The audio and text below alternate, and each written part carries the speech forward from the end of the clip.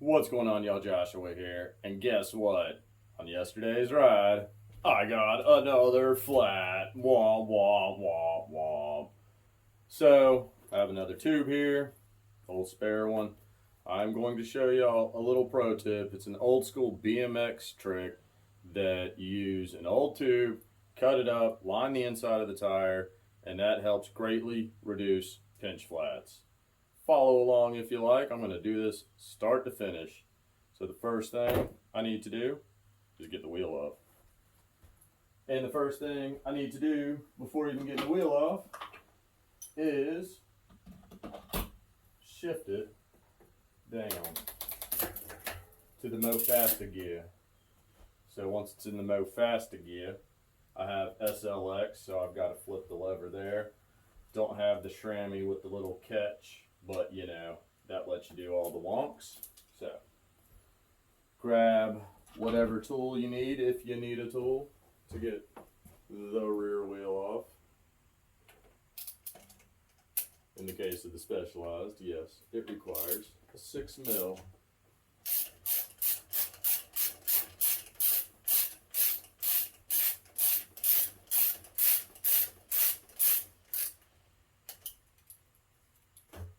Alright, that's out of there. Come on, silly. A little finicky. Alright, like so. Now, provide me just a moment, y'all, and let me transition the camera to lay floor.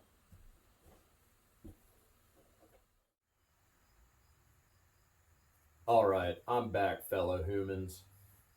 Now, the main reason I'm having to do this method is because I have an El Cheapo $20 Specialized Purgatory tire here on the rear.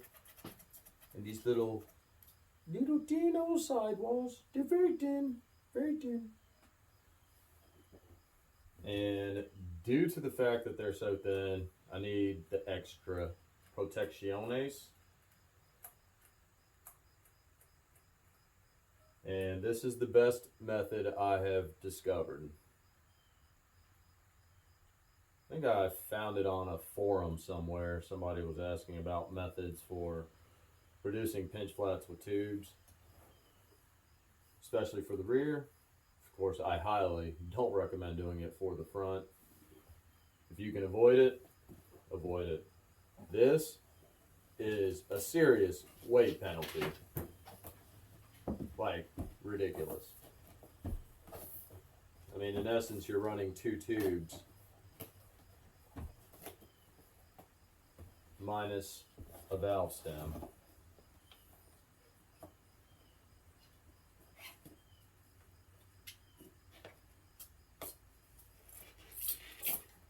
Do you see how easy that is? I mean, these sidewalls are paper thin. Like, I know one-ply toilet paper that a sheet is thicker than these sidewalls. But the reason I'm not going to purchase another tire is the fact that I really do like the way this particular tire rolls. I mean, it's a fast roller, it's super light, and that's helped me pedal. So, I am just going to take this pinchy tube here and take my scissors here. First thing I'm going to do is just cut out the valve stem. A little snip in there eventually. There you go. Alright, now let's give it a little snip around and around. Snip it on out. It ain't got to be some kind of special like cut or anything. Just get it out of there. As such. Now, it's the most important part of all of this shenanigan. Just cut down the center. Find the seam and follow it around. I probably didn't have that in the camera. Find the seam on the inside of the tube here on the inside diameter and just cut and follow it. And that will be your protective liner.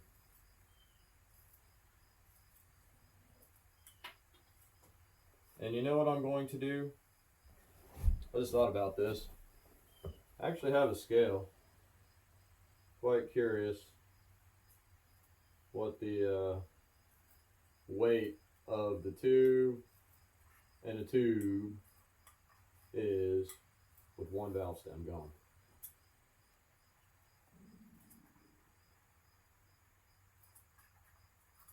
I have no idea how much these tubes even weigh.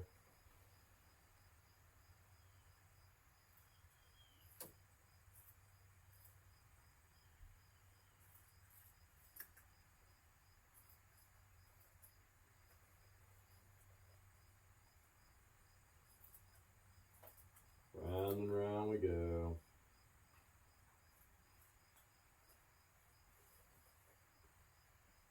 Almost made it to the halfway point, y'all. Oh, come on. Shenanigans.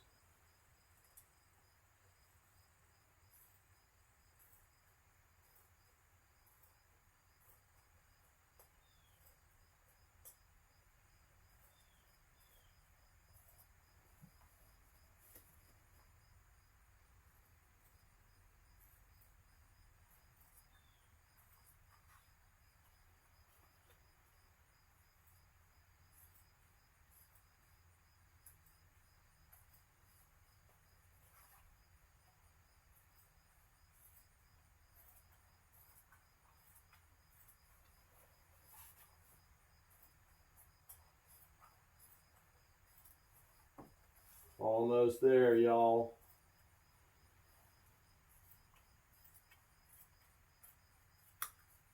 There you have it. It is snipped. And see, just like that. I'm so not going to take the time to weigh them. These aren't super heavy. I have more of a weight penalty back here with this particular cassette than I do anything. So, really, if I had a lighter cassette, this whole rear end, even with the tubes, would be much lighter. Now, I just recommend taking the spot where you cut the valve stem out, at least placing that by the hole to help facilitate wrapping around this a little bit better. I don't know. I don't look on the inside of the setup, so I couldn't tell you if it actually works or not, but that's what I do. I line the valve stem portion of the old tube where the hole is, just like that. And none of this is probably on camera.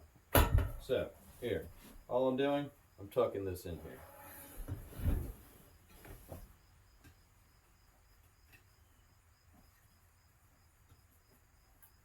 And then, once you have it tucked in there,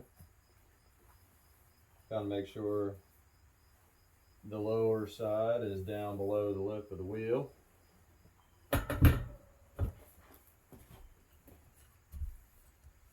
In my particular case, this is going to be an interesting fit because I'm using a 29er tube this go around. I've done it before. It's no big deal. Just folds over a little bit, whatever. Add a little bit of air, give it a little bit of a form.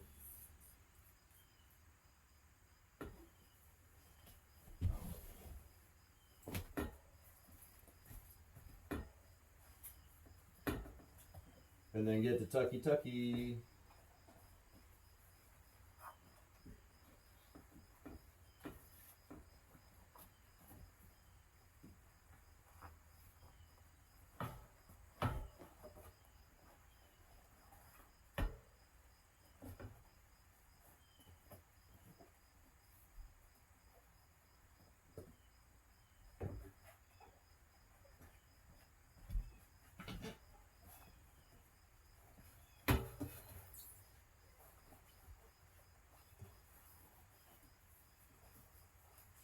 Takes a minute, that's for sure, but well worth it in the long run.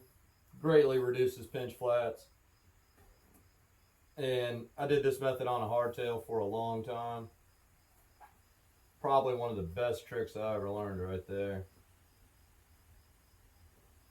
And just get a little fold in the 29er tube. It'll be fine. It'll be fine.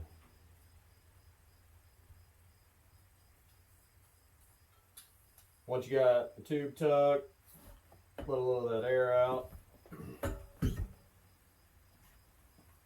Make sure you got a good fold on your tube there. Go ahead and try your best to tuck that liner around if it'll tuck.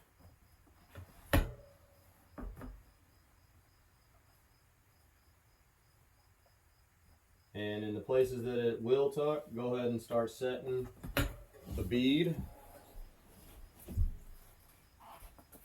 And that way, you're good to go.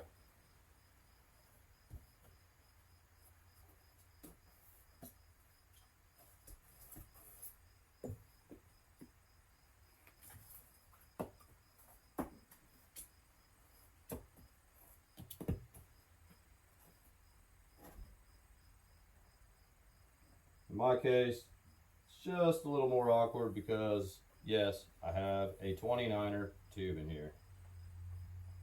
So I just have to take a little extra special precaution right around where the fold is.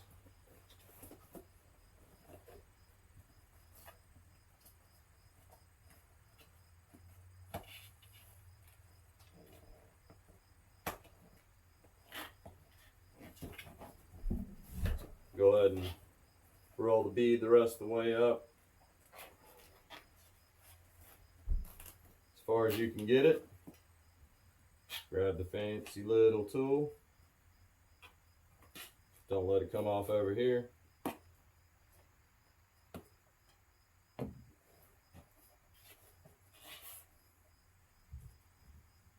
And maybe one more go with the tool. There it is. All set.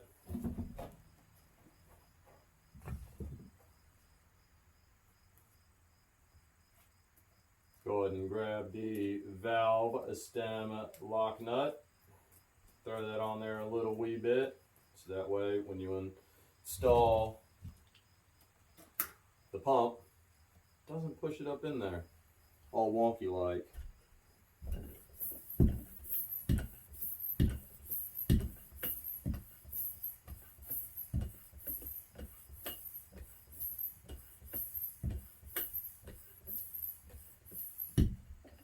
Now I like to get up around something like 10 psi.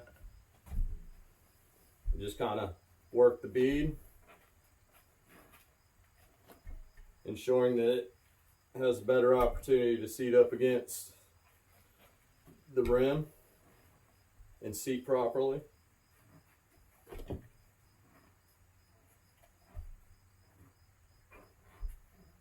Now that you got a little air in there, also screw that down a little bit more if you like.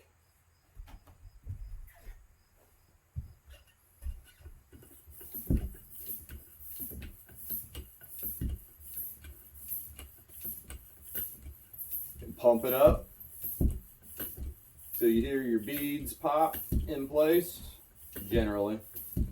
And there's one, sort of. It's a budget hoop, so was never intended to be run tubeless. And with that,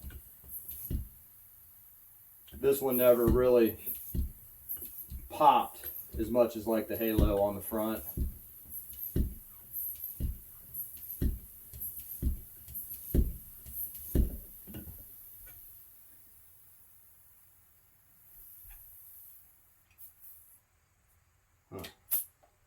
Seems that wasn't necessarily connected the best. Weird. Never had that happen before.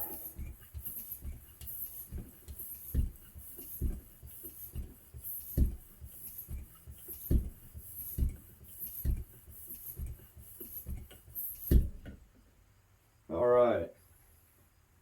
Check around here. Make sure it's good to go. Like I said, this one doesn't really pop because it's a budget hoop. Everything looks good. I'll adjust the tire pressure on the next ride. I don't need to do that today. Get it down to trail pressure.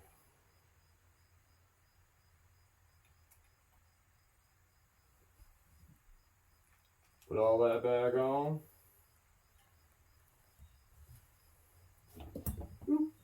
Come here.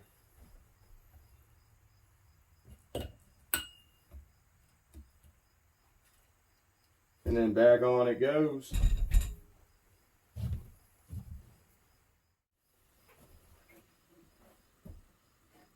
Got the rear wheel, got the axle. Time to put it back together.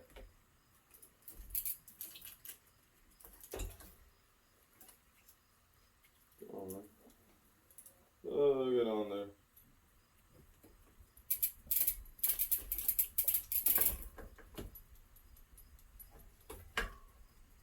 Budget bike stand life. It's helpful, but not the easiest to work with.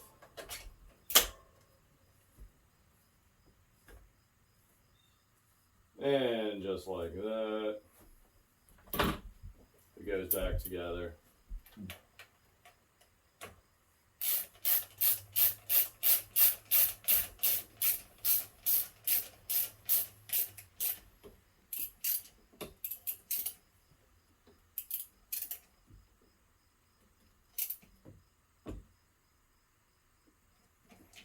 Nice and tight.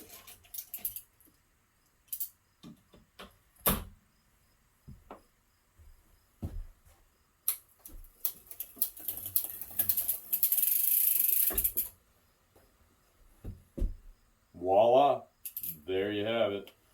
That is the method I've learned that, like I said, will greatly reduce the amount of pinch flats. So if you want to try it, give it a shot. Hope it works for you. Again, it's a serious little weight penalty. Some of y'all really won't like this setup, but as for me, that's just the method I have to use. I'm really hard lander on the rear end, very aggressive rider, and having these very thin sidewalls on the purgatory is not beneficial, but I'm not going to up and buy a new tire. As I picked up that wheel, felt just fine. Didn't feel like it's going to impact my riding at all. So, hope that helps someone out there. Anyway, take skills, helping family, friends, and neighbors, strangers, solve their problems. It's called Love Thy Neighbors. I'm out of here.